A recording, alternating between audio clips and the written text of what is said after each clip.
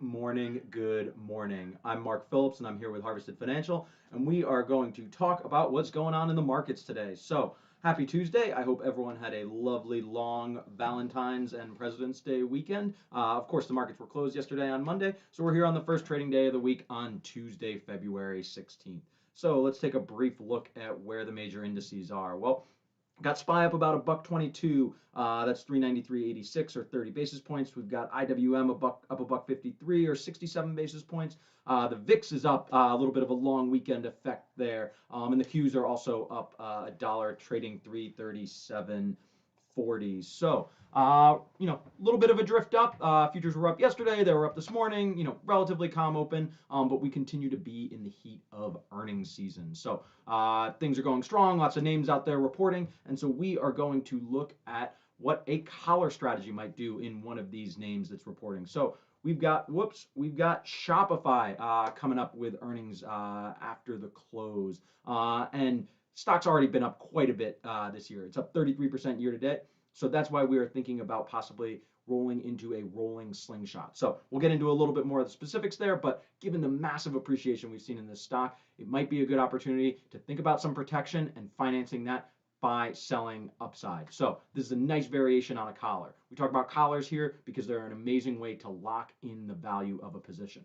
So the traditional collar, being able to buy a put, sell a call, usually done cash neutral. The slingshot is a fun variation on that, where we sell a call spread to buy that put, and we're going to roll it over time. So before we totally get into the mechanics of this trade, I want to highlight a couple of the things that are going on here. So earnings reports.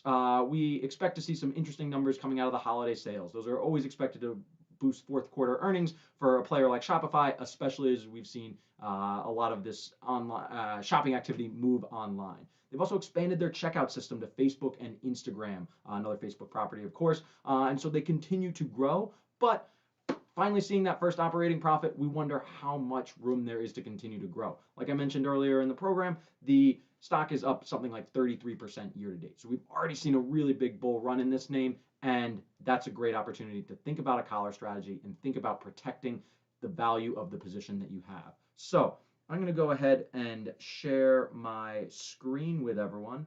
And actually, I will just pull myself right up in here. So now we are looking at Shopify. So I'll clear all this off. And the way we think about a slingshot trade is, especially a rolling slingshot trade, first I'll define the regular slingshot trade, and that's where we buy a put and sell the call spread.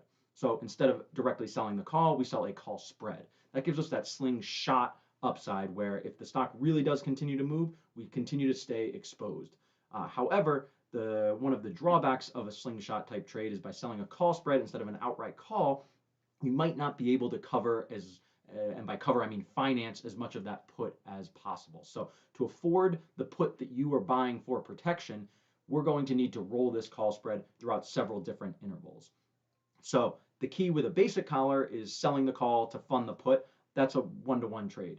With this slingshot variation and this rolling slingshot variation, we're going to use several different components, several different call spreads that we sell over the course of time to finance the purchase of that put. So let me show you exactly what I mean by that. I'm going to go to March 19th Expo right here. And with Shopify trading around 1480, let's think about protection of down, a 10% drop. That's we've gone up 33% in the year. If we see a 10% pullback, we're willing to accept up to that. So I might go down to something like, the 10% pullback level from 1480 is going to look in the 1330 range in March. I am well in March. So if I'm going for that 1340 put, so that's down about $140. The keeps coming on me, but we're going to pay around $42 for this put. So with 30 days, we have about 4 expirations to get this $40 back. So with 4 expirations, $40, we're going to look for call spreads that we can sell for around $10. So we have a couple different opportunities with some of these weeklies.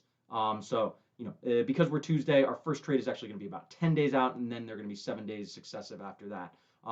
But owning this 10% out of the money put for $40, going for a $10 call spread. I have two different options here.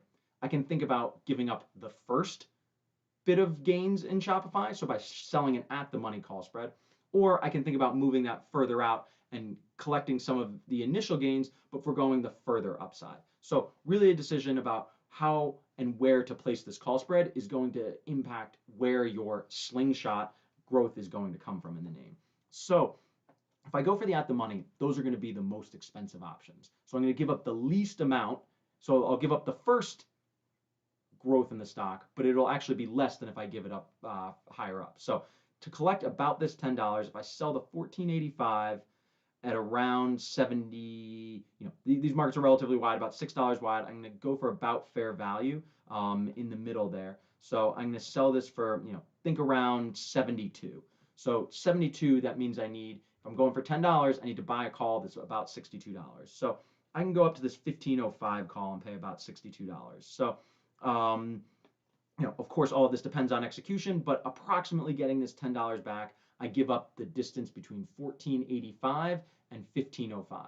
So you can think about that as the next $20 in the stock. Now, stocks moved $33 today, so this certainly has the capability of moving.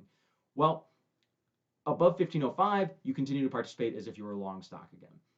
Now, we've only collected the $10 that we're, 10 of the $40 that we're going to need to ultimately finance this put for those 30 days. That $40 that we paid for the 1340 put out in March 19th, we're going to continue to finance this over the weeks to come. So we've sold this $10 call spread now.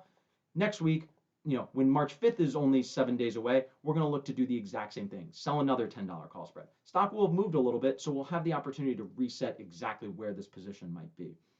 But ultimately, every week for the next 4 weeks, we're going to try and collect $10 on a call spread. I mentioned there was another way to think about the call spread that you would buy, that instead of giving up this first the first 1 and change percent here, you could go higher up. So imagine, stock's already moving on us. Stock's up $5 since we looked at this last. But if we instead look to capture our $10 higher up, let's give ourselves a little bit of room on the upside. So, we gave ourselves 10% on the downside. If I had $140 to the upside, what does that look like? Well, that's going to be around 1600, let's just call it. So if I want my same 10% potential on the upside that I'm giving 10% on the downside for, we're going to sell the 1600, collect around 32. Now I need to buy an option that's going to cost around $22. So looks like I can get this call spread, the 1600, 1650 for about $10. So now this gives me 10% gains. I can go from 1480 all the way to 1600, and then the region from 1600 to 1650 is a neutral zone for me, and then would start participating again above 1650 if we really saw a big upshoot in the name. So a couple really interesting different ways to play this collar strategy. To sum it all up, we're fundamentally concerned about protecting our downside. Collaring is about locking in the value that we have. So it all starts with that put. It all starts with buying a put at a protection level that we feel comfortable with. In this case, it was around 10% out of the money. Buying that put and then financing that put through a variety of call spread sales. Traditional collar would just sell a single call in the same month, really lock that in 1 for 1. But with the slingshot, we sell a call spread, and even further, we sell those call spreads over time to give ourselves that cash neutral, but slingshot potential in the name.